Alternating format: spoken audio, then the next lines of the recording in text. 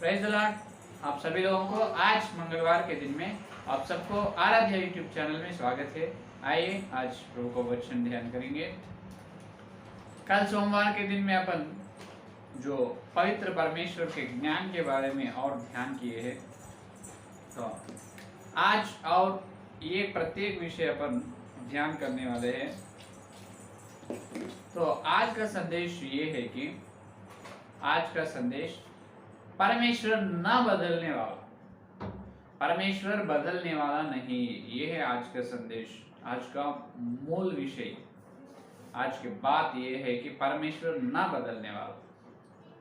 तो यहाँ अन्य जाति के लोग तो उन्होंने उनके पूजा और उनकी आराधना अलग अलग विधान के रहते हैं। कोई या पेड़ या पत्थर या मूर्ति की पूजा करते हैं, वो उनकी विधान है, वो उनकी हर दिन का काम है, उनके पूजा का विधान है वो। लेकिन अपन उसको कुछ भी गलत से कहना नहीं।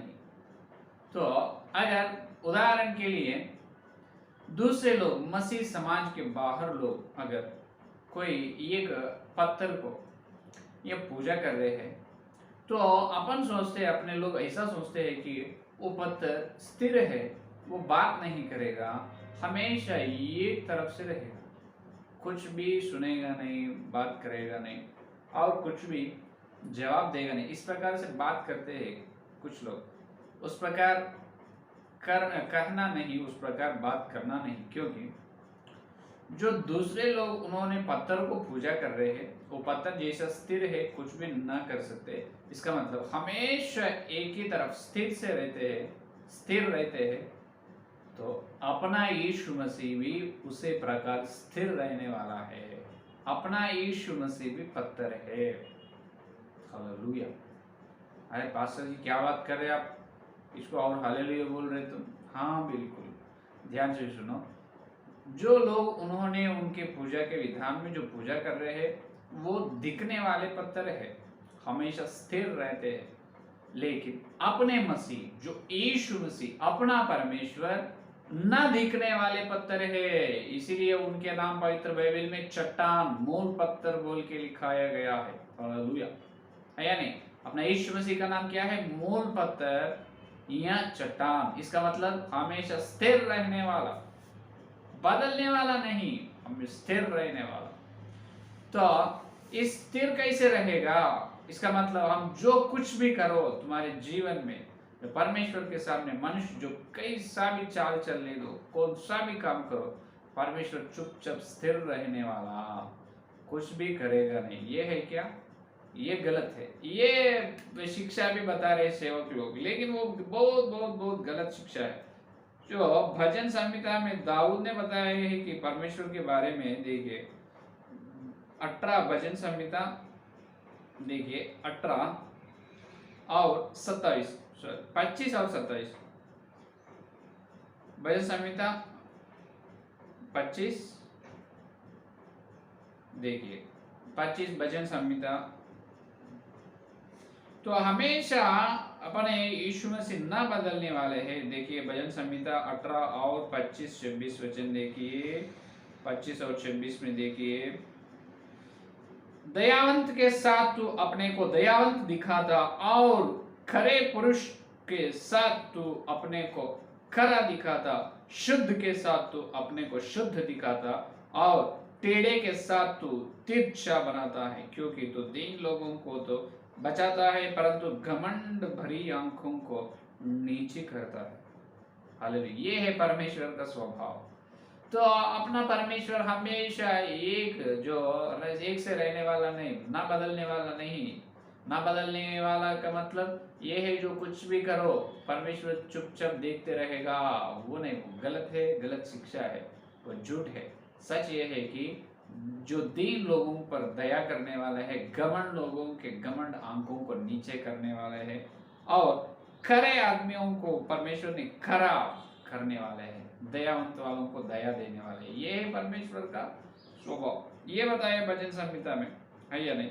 और अपना और आगे देखे तो जो अपन किसी को पाप को क्षमा करते हैं तो परमेश्वर अपना पापों को क्षमा करेगा। अपन जो किसी को प्रेम करते हैं परमेश्वर ही अपने को प्रेम करेगा। अपन किसी से खरा करते हैं परमेश्वर भी अपने से खरा करेगा। तो ये है परमेश्वर का बात। तो ये है परमेश्वर का ना बदलने का स्वभाव। ना बदलते हैं, ना बदलने का मतलब जो कुछ करो परमेश्वर चुप रहता नहीं, वो नहीं। जो परमेश्वर का स्वभाव है, दयावंत लोगों को दया, खरे आदमियों को खरा, घमंड लोगों पर परमेश्वर ने उनका क्रोध दिखाता है। ये है जो अपन जैसा अपने जीवन में रहते हैं, प्रेम से प्रेम करेगा, अपन क्षमा करते परमेश्वर क्षमा करेगा, अपन क्रोध से रहते परमेश्वर भी अपने ऊपर क्रोध से रहेगा। तो इस व्यवहार में परमेश्वर ना बदलने वाले हैं। तो और देखिए, परमेश्वर ने जो पुराने युग, जो पुराने दिनों में, अपने पुराने दिनों में जो काम करने से परमेश्वर को दुख हुआ है उनका मन, फिर अपन वो काम करने से परमेश्वर का मन दुख ही होता है। जो काम अपन किया है उससे परमेश्वर का मन संतोष हुआ है, आनंद हुआ है, तो वो काम अपन करने से फिर से परमेश्वर आनंद होते हैं। जो काम अपन करने से परमेश्वर को दुख होता है वो अब करो, परमेश्वर बिल्कुल दुख होता है। जो तुम हमेशा धन्य कर रहे हैं, हमेशा भलाई कर रहे, तुम्हारे व्यवहार से परमेश्वर संतोष है, आनंद है, खुशी से, तो हमेशा भलाई करो, परमेश्वर बिल्कुल फिर से आनंद या संतोष से रहेगा।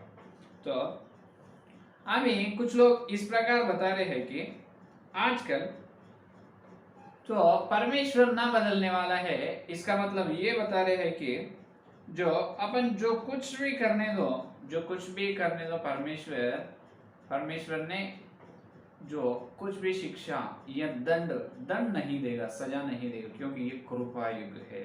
इस प्रकार बता रहे सेवक लोग। आज ये बता रहे हैं कि परमेश्वर ये समय में, ये युग, ये काल जो है ये कृपा का युग है। एक कृपा युग में परमेश्वर किसी को सजा नहीं देगा, किसी को दंड ना देगा, लेकिन वो गलत है। जो पुराने नियम में कृपा युग नहीं है, अभी कृपा युग है, ये बता रहे सेवक लोग। बड़ी झूठ शिक्षा है और झूठ प्रचार है। ये कृपा युग नहीं, पहले से ही ये कृपा का युग है। परमेश्वर का अनुग्रह का समय पहले से ही है, लेकिन परमेश्वर जब अपने को सजा देते हैं, दंड देते हैं, उसके बारे में कब उन्होंने सजा देने वाला पवित्र बाइबल में अच्छे तरह से लिखा है। उदाहरण के लिए कोरह के बारे में लिखा है। कोरह को और उनके समूह को परमेश्वर ने धरती को आज्ञा दी, धरती ने उनके मुंह खोलकर उनको जान, उनके जीवित है जो उनको जान से ही धरती ने उनको ले लिए है। तो उन्होंने जान से अंदर अतोकुंड में चले गए। कौन? कोरह का समाज। कोरह के समाज को परमेश्वर ने क्या किया है? दंड दिया है, सजा दिया है। उसी प्रकार कईन जो है, कईन को परमेश्वर उनके जो प्रसन्नता से, परमेश्वर उनकी प्रसन्नता से हटाए, उनकी संगति से परमेश्वर ने उनको हटा दिया है। तो अपन कईन के जैसा चले तो अपने को भी हटाते। और सोदम और गुमर्रा, वो लोग बड़े पाप किए हैं तो उसको नाश किया है परमेश्वर। और मरियम को अपन देखे तो मरियम जो मूसा का दीदी ने मूसा का विरोध करने से उनको बीमारी दी है। और नए नियम में हिरोद है, हिरोद राजा को परमेश्वर ने सजा दिया है या नहीं? वो कीड़ा से उन्होंने मर चुका है। हाँ, और नए नियम में अन्निया सपीरा जो पेतरुस के पास आए, जो उन्होंने उनका जो जमीन बेचते हैं, वो जमीन बेचने के बाद वो पैसे थोड़ा उन्होंने रख लेके पेतरुस के पास आकर झूठ कहते हैं, इतना ही पैसे आए हैं, हम परमेश्वर की सेवा में ये पैसे दे, झूठ कहे हैं परमेश्वर के विरोध में। तभी अन्निया और सपीरा ने जो परमेश्वर की सजा दंड से मर जाते हैं, अपने को मालूम है। तो इस प्रकार परमेश्वर के स्वभाव के बारे में लिखा है। आज सेवक लोग ये प्रचार कर रहे हैं कि ये कृपा युग है, ये अनुग्रह का समय है, ये कृपा युग है। आज परमेश्वर की कृपा बहुत है अपने ऊपर, तो पहले नहीं है क्या? पहले भी कृपा है, पर अच्छे तरह से अपने देखे तो एदेन के वन में, एदेन के वाटिका में आदम और हवा ने पाप करने से परमेश्वर खुद आकर उन्होंने क्या किया है? वहां पर एक जानवर को बलि करे। इसका मतलब वहां पर जो परमेश्वर ने जो जानवर को वध किया है और उनको क्या किया है? और वस्त्र तैयार करके दिया है। हैया ने अपने को मालूम ही है, हैया ने। तो वहां पर आदम को और हव्वा ने पाप करने से जो परमेश्वर ने जानवर को जो वहां पर वध किया और उसके चमड़े से क्या करे, उसको वस्त्र तैयार करके दिया है। तो वहां पर आदम को हव्वा को परमेश्वर ने मारे नहीं, इसका मतलब उनका अनुग्रह है, परमेश्वर का अनुग्रह है उन पर। इसीलिए दाऊद ने भजन संहिता 135 में देखिए, दाऊद भजन संहिता 135 में 136 में ये कह रहे हैं कि देखिए पहला वचन, यहोवा का धन्यवाद करो क्योंकि वह भला है और उसकी करुणा सदा की है। देखो उनकी करुणा या अनुग्रह या कृपा, जो उनकी करुणा हमेशा है, हमेशा। इसका मतलब व्यवस्था के युग से लेकर आज नए नियम, पुराने नियम से लेकर नए नियम तक परमेश्वर का अनुग्रह और उनकी करुणा है अपने ऊपर। तो लोग ये कह रहे हैं कि नहीं नहीं, अभी करुणा युग नहीं है, करुणा युग नहीं है, कि ये करुणा युग है, पहले जो है वो करुणा युग नहीं है। तो पहले करुणा युग नहीं है तो परमेश्वर ने कोरा और मरियम और कैन को उनको सजा दिया है।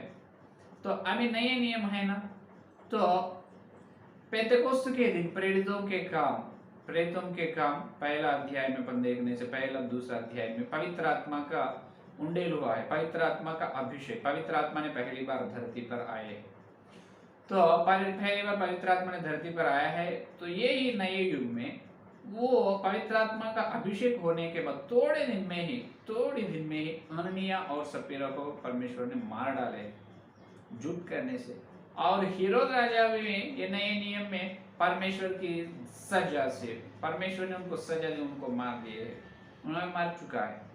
तो ये नए युग करुणा युग या करुणा का काल हो, तो ये करुणा युग हो तो अननिया और सपीरा और हेरोद राजा कैसे मर जाते? ये मेरे प्रश्न को जवाब दो।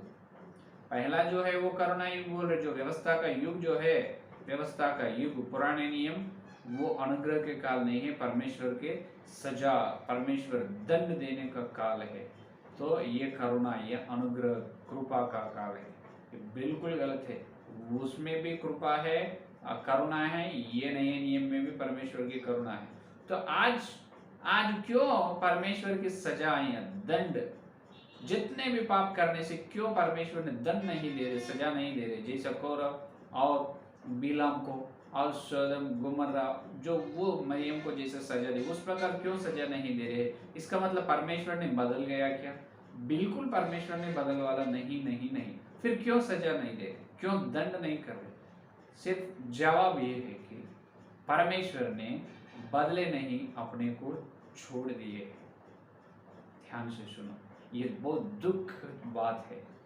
इसका मतलब पूरा छोड़ दिए नहीं, परमेश्वर का जो स्वभाव है, स्वाभाविक व्यक्तित्व जो है, परमेश्वर का स्वाभाविक गुण, स्वाभाविक व्यक्तित्व अपने कलीसिया में से, सार्वत्रिक कलीसिया में से निकल चुका है। परमेश्वर का स्वाभाविक व्यक्तित्व सार्वत्रिक कलीसिया में से हट गई है, निकल गई है। ये बहुत दुखित होने के बाद आज अपन आंसू से प्रार्थना करना है, परमेश्वर को मांगना है, उनको चरण पकड़कर, हे परमेश्वर तुम उतराओ प्रभु, हमारे कलीसिया पर तुम्हारा पवित्र आत्मा का अभिषेक, हमारा कलीसिया में तुम उतर के आओ प्रभु। जो तुम्हारे विरोध में जो पाप कर रहे हैं, हे प्रभु, जो तुम्हारे विरोध, तुम्हारे वचन के विरोध में और पाप कर रहे हैं, कोरा और दातान, अभिराम, बिलाम, हे प्रभु, मरियम और प्रभु हेरोद और अन्य सपीरा जैसा प्रभु, वो लोग को तुम दंड करे है, सजा दिए है। वो देखकर जब लोग डर चुके हैं और डरते और कांपते चले, आज भी परमेश्वर अपने गलतियों को जो उस प्रकार परमेश्वर के विरोध में उठकर, परमेश्वर सेवा के, परमेश्वर के वचन के सत्य के, जो प्रेरितों की शिक्षा के विरोध में उठकर जो गलती या पाप कर रहे हैं, उन पर परमेश्वर की सजा आज जरूरत है, आने का जरूरत है। लेकिन परमेश्वर क्यों दंड नहीं कर रहे, क्यों सजा नहीं कर रहे उनको? इसीलिए परमेश्वर का स्वाभाविक व्यक्तित्व अपने कलीसिया में काम नहीं कर रहे। आज अपने को परमेश्वर का स्वाभाविक व्यक्तित्व को मानना है। हे परमेश्वर, तुम्हारा स्वभाव ये है, दयावंत को दया देने वाला है, दीन लोगों को करुणा देने वाला है, खरे आदमी को तुम खरा दिखाने वाले है प्रभु, घमंड आंखें वालों को उनके नीचे करने वाले हैं। उस प्रकार करो हे प्रभु, हम मांग रहे हैं। तुम उतरा प्रभु, तुम आकर काम करो। इस प्रकार अपन प्रार्थना करने से परमेश्वर का पुनरुज्जीवन अपने कलीसिया में आएगा। हालेलुया। परमेश्वर का उज्जीवन, परमेश्वर का पुनरुज्जीवन अपनी कलीसिया में आएगा। ये एक विश्वास जब देखो भय और भक्ति से डरते और कांपते हुए परमेश्वर के सामने चलेगा और परमेश्वर से संगति करेगा। ये है पवित्र परमेश्वर का ज्ञान। इसीलिए होशिया का ग्रंथ में ये बताया है कि देखिए एशिया का ग्रंथ 11 अध्याय और 9 का वचन में देखिए, एशिया 11 अध्याय और 9 का अध्याय, 11 अध्याय 9 वचन, 11 और 9 का वचन, मेरे सारे पवित्र पर्वत पर ना तो कोई दुख देगा और ना हानि करेगा, क्योंकि पृथ्वी यहोवा के ज्ञान से ऐसी भर जाएगी जैसा जल समुद्र में भरा रहता है। हालेलुया। देखो समुद्र पूरा जल से कैसे भरा रहता है, उस प्रकार पृथ्वी पूरा, सारे पृथ्वी यहोवा के ज्ञान से भरा रहता है।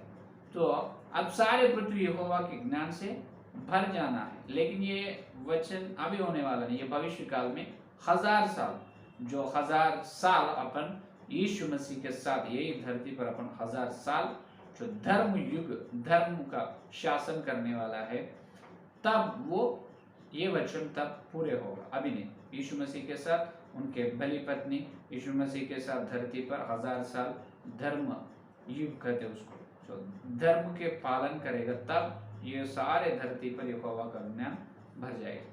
तो आज तो ये होना हर विश्वास का, तो अब क्या होना है, हर विश्वास का मन तो परमेश्वर का ज्ञान से भरना है। हालेलुया। देखो आज हर विश्वास, हर सेवक, अपना सब लोगों का, अपने सारे लोगों का मन, अपना दिल परमेश्वर का, यहोवा का ज्ञान से भर जाना है, भरना है।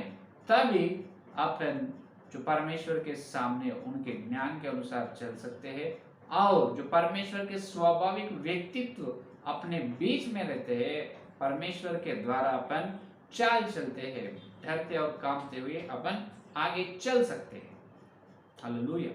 तो ये पवित्र परमेश्वर का ज्ञान, जो पवित्र परमेश्वर का ज्ञान, इस पुस्तक में भविष्यवक्ता के द्वारा ये लिखाया है कि परमेश्वर ने जो ये है पवित्र आत्मा का शब्द, ये है पवित्र आत्मा का वाणी, अपन यहोवा का, जो परमेश्वर का ज्ञान से अपना मन भरा लेना, और अपने को यहोवा का ज्ञान की आवश्यकता है। यहोवा का ज्ञान पाकर अपन उज्जीवन से आगे चलना है। अपनी कलीसिया में आज परमेश्वर का स्वाभाविक व्यक्तित्व काम करना है। बुलाओ आप दुख से, अपने प्रार्थना का वेदी गिर चुका है, प्रार्थना का वेदी फिर से बना लेना और आंसू से प्रार्थना करना। परमेश्वर अगर काम करते हैं, उनके विरोध जो उठ रहे हैं, हर एक को प्रभु सजा देने वाला है, दंड करने वाला है, तब परमेश्वर की सेवा और अद्भुत रीति से फैल जाएगा। हालेलुया। तो ये कृपा युग नहीं, पहले से ये कृपा युग ही है, पहले से ये अनुग्रह, ये करुणा का समय है। पुराने नियम में है, ये क्रूस यज्ञ के पास होने के बाद ये कृपा युग आरंभ हुआ। ये झूठ है, ये वचन के विरोध शिक्षा है। जब भी परमेश्वर ने उनको सजा दी, नए नियम में भी परमेश्वर ने और उनके विरोध काम करने वालों को सजा दी, दंड दिया, दंड करे। लेकिन आज क्यों नहीं कर रहे? आज कलीसिया में स्वाभाविक परमेश्वर का स्वाभाविक व्यक्तित्व नहीं है। आज अपन बुलाना है, मांगना है, हे परमेश्वर आओ आओ हमारे कलीसिया में, तो अपन बुलाएंगे। परमेश्वर उनके बड़ी महिमा से, उनकी महिमा और उनकी प्रभाव, उनकी शक्ति से अपने कलीसिया में आएगा, अपने को पुनरुज्जीवन देगा। जो परमेश्वर के विरोध उठ रहे, हर एक मन को परमेश्वर ने बदला देगा, और हर एक दुष्ट व्यक्तियों को परमेश्वर ने दंड करेगा, सजा देगा। तो ये है परमेश्वर ना बदलने वाले का ध्यानांश, हमेशा एक जैसा रहने वाला। इसका मतलब अपन जो कुछ भी करने से उन्होंने चुपचाप रहने वाला नहीं, अपन उनको दुख करे तो अपने को दंड देने वाला है, अपन वचन के अनुसार चले तो अपने चाल चलन देखकर संतोष रहने वाला है। पहले जैसा है अभी वैसा है, भविष्य में भी वैसा ही रहने वाला है। ये है आज का संदेश। तो आइए संदेश अपने मन में फलने के लिए प्रार्थना करें। स्तुति धन्यवाद करते हुए प्रिय प्रभु, इस मंगलवार के दिन प्रभु तुम्हारे पवित्र आत्मा के द्वारा तुम ही आकर तुम्हारे श्रेष्ठ वचन के द्वारा हमारे से बात किया है, इसलिए धन्यवाद प्रभु। जितने लोग इस संदेश सुने और सुनने वाले हर एक के अंदर फल फल प्रभु, प्रत्येक रूप से तुम्हारा स्वाभाविक व्यक्तित्व को हम मांग रहे प्रभु, तुम तुम्हारे स्वाभाविक व्यक्तित्व से उतराओ प्रभु, प्रत्येक रूप से हमारे कलीसिया में, हमारे घर में, मेरा मन में तुम उतराओ प्रभु, मेरा मन को है प्रभु, हमारे सारे दिल को, सारे मनुष्यों का दिल को तुम्हारे यहोवा तुम्हारे ज्ञान से भरा दे प्रभु, हर मनुष्य का दिल, हर विश्वास का दिल तुम्हारे ज्ञान से भरा दे प्रभु। हे प्रभु हम मांग रहे हैं प्रभु, तुम्हारे ज्ञान से भरा दे। हे प्रभु पवित्र आत्मा का शब्द ईश्वर है, हम तुम्हारा ज्ञान पाकर तुम्हारे संतोष, तुम्हारे आनंद रखना प्रभु। हे प्रभु को धन्यवाद, हमारे अंदर संदेश को फल फल और कल मिलते जब तुम्हारे वचन की गहराई में और तुम्हारे बारे में ध्यान करने का अनुग्रह सारे प्रार्थना के यीशु मसीह के नाम से मांगते हैं, आमीन आमीन। परमेश्वर का प्रेम, मसीहा का अनुग्रह, पवित्र आत्मा के सहभागिता यहाँ दिन लेकर प्रभु आने तक सारे भक्तजन को विशेष रूप से हर दिन परमेश्वर का ज्ञान को पाने की प्रतिज्ञा को उनको सर्वदा साथ रहे, आमीन आमीन।